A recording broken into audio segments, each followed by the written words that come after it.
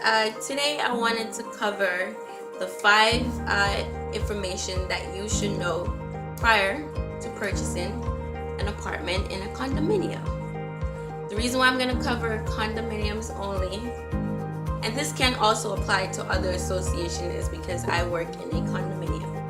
Now, to give you a little bit more background information on what I do professionally, I am a licensed community association manager in the state of Florida. The reason why I wanted to film a video on this information, because I noticed that a lot of new owners and tenants don't know vital information when moving into an association. So I'm gonna list the top 5 information you should know when you're moving in. Okay, number 5, you should know the type of community, whether it's 55 and over, if it's adult living, and I would say if it's kid friendly. Most of the time 55 and over is restricted to 55 and over. Adult living, their rules is more lean towards older people, not really 55 and over, but adults. Their rules aren't kid friendly. Now, some other communities are more lenient towards children. They attract more family type of owners. So if you gotta know what is it that your family needs and if that community could need it, okay? There are most of the time there are restrictions for moving in. You've got to know the moving hours, whether it's between a certain time, Monday through Friday, if there's no weekends allowed, and holidays.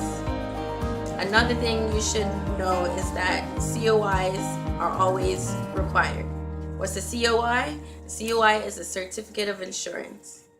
That's always required when moving in. You have to know if the company that you're using is covered. Should they damage anything in the building or damage your valuables, then you know they're covered to replace it or for all expense that might come up.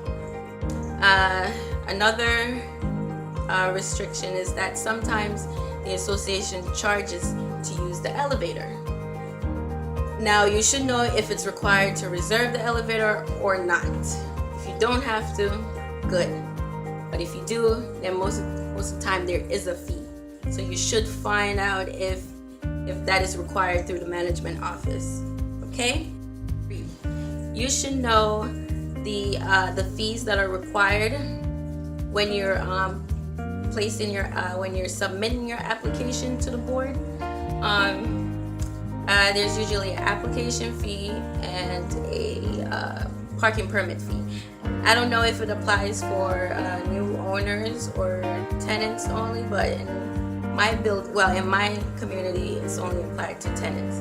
So you should know the fees that are required.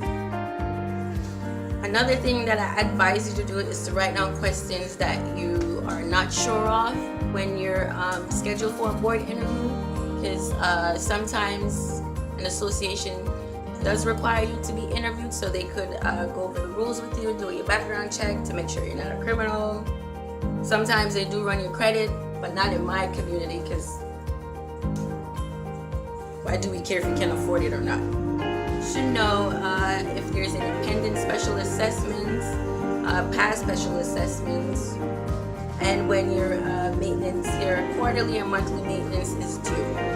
Those are vital information you should know, because a lot of people purchase and not aware when their next payment is due when they move in. You should also ask if there's any upcoming capital improvements or pending special assessment, so you're not caught off guard financially, because you must be able to afford where you're moving in. And most times there are reserves that cover major components or capital improvements. And there's sometimes when the association doesn't have the money to cover a huge project, and then that's when they assess the owners to cover it. So you should know if you can financially afford to live in a community association. Number 1, my most favorite, you should read, no, take that back. You must read all documents aka CCNR, master deed. We also call it a master deed. Your bylaws and your house rules. Please read these documents. They cover all the rules of the association that you must know so you're not caught unaware. And last but not least, you should also read your board meeting minutes, because the board usually meets every month, if not every month, every couple of months, and they usually disseminate board meeting minutes to the unit owners so you can know what's going on in the community, if there's any future projects you should be aware about, any new rules that were passed, any restrictions. This is how they mostly communicate to the owners. So I beg you to read all your documents, your bylaws, your house rules, your board meeting minutes, and if they do also have I would say a newsletter, please read it, because there's so much changes during the, not even during the year, but there's so much changes throughout the community. You know, sometimes we have to restrict vendors, or we have to change the flow of traffic. You just never know. So please always read every information that has to do with the community. Okay? So if you have any questions, please leave a comment. If you like, thumbs up, and also subscribe. Okay? Thank you and have a good one.